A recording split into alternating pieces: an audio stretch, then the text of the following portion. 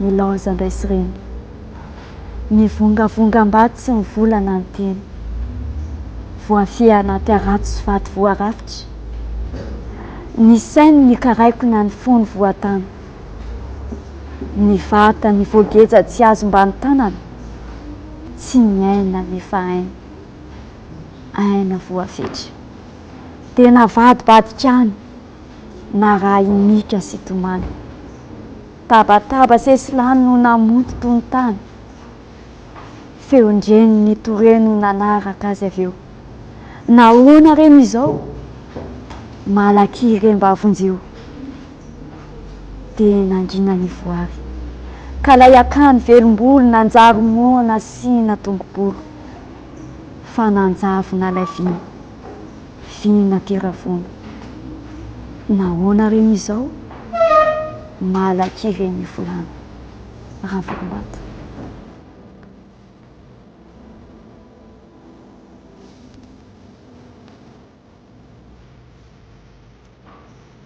Ravorombato ony lantoarimamy antsoina hoe Ravorombato eo amin'ny sehatry ny asa soratra. Mpampianatra sy mpanabe ary mpanoratra lehibe an'ny Avatsa UPM ny Arivomamo i Ravorombato. Tsy nieritreritra an'izany atao hoe mpanoratra fa tany amin'ny kilasy fahaenina nisy fananana izay mahakasika hoe tononkalo andalana efatra mpampianatra malagasy na mpanao azy dia mba nanandrana mahakasika amin'ny vary tamin'izany fotoana izany dia nahazo ny voalohany moa tamin'izany dia nandeha teny ny fianarana iray manontolo tany amin'ny taona 1970 izay vao nieritreritra an'izany eo mpanoratra satria ny antony nanandrana ihany koa ary tamin'izany namaly fifaninanana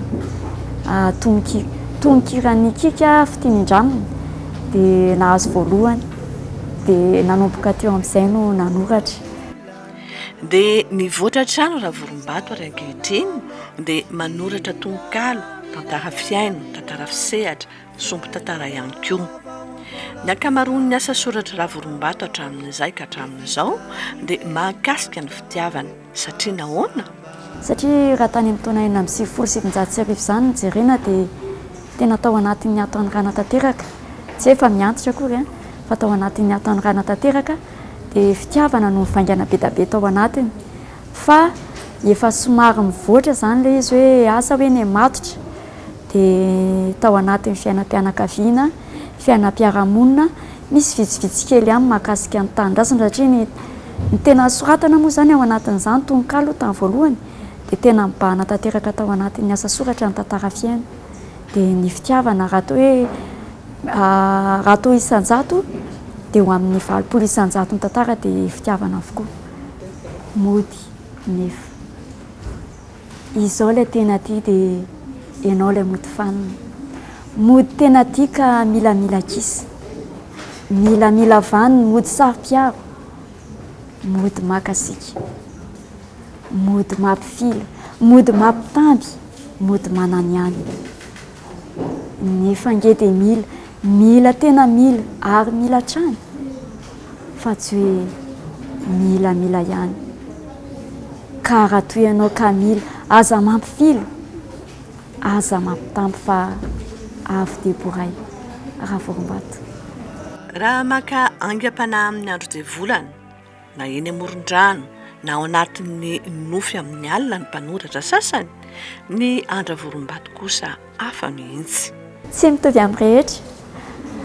fangalana aingam-panahy mety hoe raha tononkalo izy aloha dia ao am-pianarana ary dia efa mahaforona anankiray dia rehefa indraindray mifotampoka dia efa ao an-tsekoly izy dia soratako fa ny tantara indray ny tantara fiaino indray rehefa soratana dia manao vakroka aloha manao vakroka izany dia manao ahoana moa filaza azy mialatsiny amin'ilay teny indrana amin'ny teny vahiny hoe manao plan aloha izany dia rehefa manao azy iny dia na misy miresaka ireo misy miresaka etsy anany etsy misy resaka dia za mandika dia mandeha tsara ny aingam-panahy iray manontolo ao anatin'ny fanoratana iny raha vakroka fa rehefa andrafitra azy tamin'ny fahiny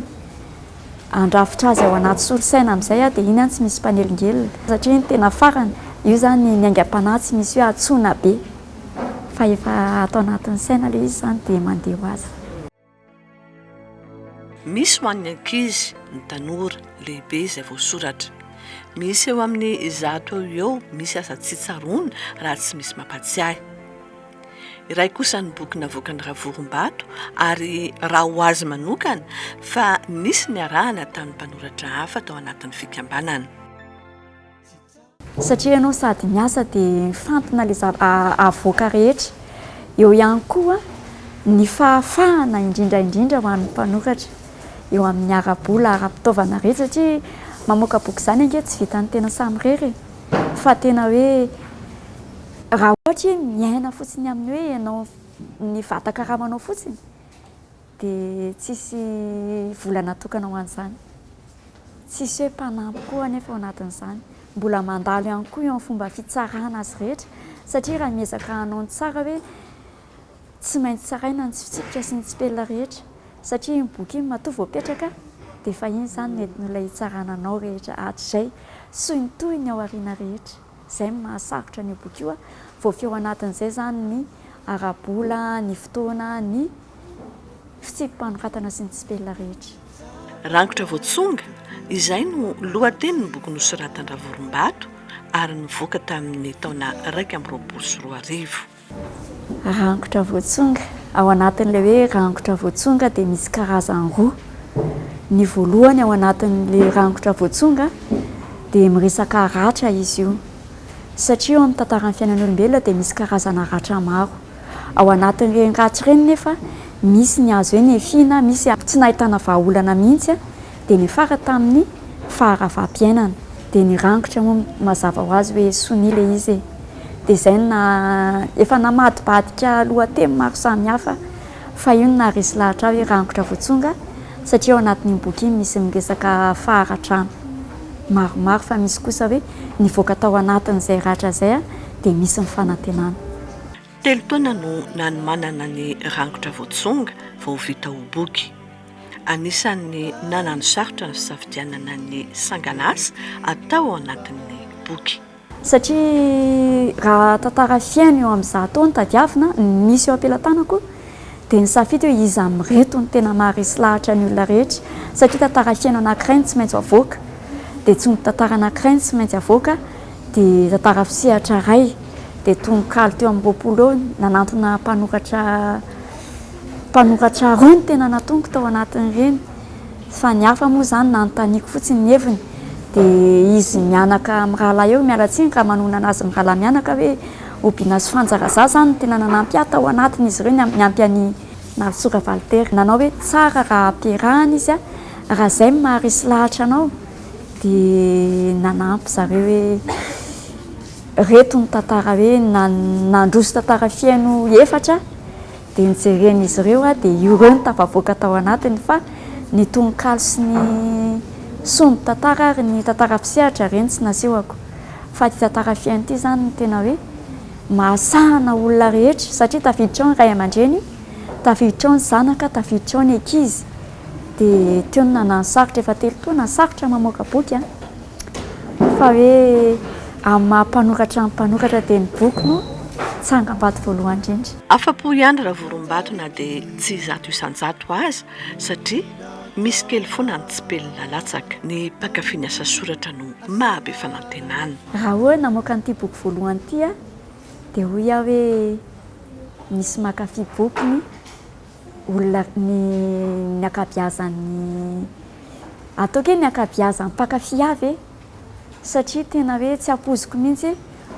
olona tsy nieritreretiko handray boky manafatra tampoka hoe andefasy bokinao zany efa tsy manontany azy hoe mila boky venao dikany misy tena mamelanja an'izany boky izany moa indrindra fa hoe amin'izao fotoana eritreretantsika izao na dia tsy tsara be fahatany nanomboka ny fikolokoloana nataon'ny ministera hoe andao hamaky boky dia tafiditra tao anatin'izay ny tenako dia tena hoe niroborobo fantatra izany ny fitiavan'ny mpity boky izany boky vokarin'ny mpanoratra izany, satria tsy mpanoratra fotsiny mpanohana eo no mifanohana fa tena misy olon-kafa tsy azonao eritreretina mihitsy hoe makafy miboky sy ratanao zay avoakanao misy famporisiana be zany any anatinao any hoe misy olona tia miboky any ambadika any izay tseritreretinao hoe andray boky eo ampelantanana. Efa maro ireo loka sy mari-pakasitrahana azo Ravorimbato teo amin'ny sehatry ny asa soratra. Araka ny nambarako teny am-boalohany teo dia tamin'ny taona 1979 izay namaly ny tonkirantsika ny voalohany indrindra le hoe fitindramina izay nikarakarai'ny radio fréquence plus moa izy tamin'izany fotoana izany dia mbola nisy fifananana faharoa indray nampanaoviny radio ihany tamin'ny fety mifankaty tamin'ny taona io ihany dia nahazo faharoa tamin'izany fotoana izany dia nandroso teny dia nikarakara tantara fiaino tamin'ny 7 ny fifanana tantara fiaino 7 ny radio fahazavana dia nahazo ny laharana faharoa tamin'izany fotoana izany. Laharana faharoa zany efa hoe mba misy toerana tsara dia ny mpanoratry ny taona izay nikarakarain'ny koloko KST koloko sy hajaiko ny teny koa tamin'ny taona 8 dia nahazo ny atao hoe mpanoratry ny taona ny tena tamin'izany fotoana izany. Ireo ny fifananana hoe nahazoako fankasitrahana zany. Efa tsara be raha tokantrano 4 izay notsidihan'ny Ravorimbato no tia mamaky boky izy ary entanina foana kosa ny ambiny ho tia sy andala ny vaky boky. Vaky boky izy ity ny boky no ahitana ny fikoloana ny saina voalohany indrindra. Ny boky no ahitana traikefa hoe ahafahana mampandroso ny fiainana manontolo. Ny boky ihany koa misy ny haren-tsaina rehetra izay tsy fantatry ny tsirairay indrindra fa eo amin'ny tanora izay mitady andeha anjamba fotsiny eo amin'ny asa fanoratana. Raha te hianatra raha tsy misy mpampianatra dia ny boky ny mpampianatra voalohany indrindra. Koa raha te eritreritra isika hoe androso eo amin'ny fiainana manontolo dia raiso ny boky hiaino tsara fa ao no ahitantsika izany tena fiadanan-tsaina ary takalo-tsaina lehibe avy amin'ny mpanoratra hafa rehetra indrindra fa ireo mpanoratra teo aloha tsy lasaka ambanin'izay koa moa mpanoratra ankehitriny fa raiso ny boky dia vakio ary ampiaino ny teny fa io no kanto malagasy izay tsy mety resy laza eo amin'ny fiainantsika malagasy. Ampiainina ny soratra ho zary kanto ho an'ny rehetra. Izany no teny filamatry Ravorimbato. Raha azoko tsara zany dia manatantara aminao ny sabotsy fahavalo hoy andry dia hanapaka amin'ny fitantarana fa to voaboraka ty tovovavy eto anoloany avokoa ny tsy tokony ambara rehetra fa maninona ary ny tapahanao ny fitantarako hoy onitra ny dongy. Miaino fotsiny angeny anjaranao toy izo ary hoy itoko mba ahafa-po an'ity namany ity mitateraka mba tsy hampalahelo azy. Tamin'io andro io nametrahany andro fanontaniana tamiko voalohany. Tsy haiko izay antony fa izao aza mba gaga. Ionitra ahoan'izay raha avako iaho tia amondry gaga tamin'izany rehetra izany fa novaliako hoe izy fa misy banga angamba fa ny mpitiavako sa misy fizaliana mankarary ny anatinao no manontany atoy izany ianao raha avako. Tsiry onitra fa ho feno fifaliana ny foko manontolo ho amiko ny hasambarany ny ato anatiko raha mity ahy amin'ny fo madio tsy misy pentina ianao ho toy izao lanitra manga iainantsika izao tsy ho sembanin-drahona tsy ho rakofana naloka ihany.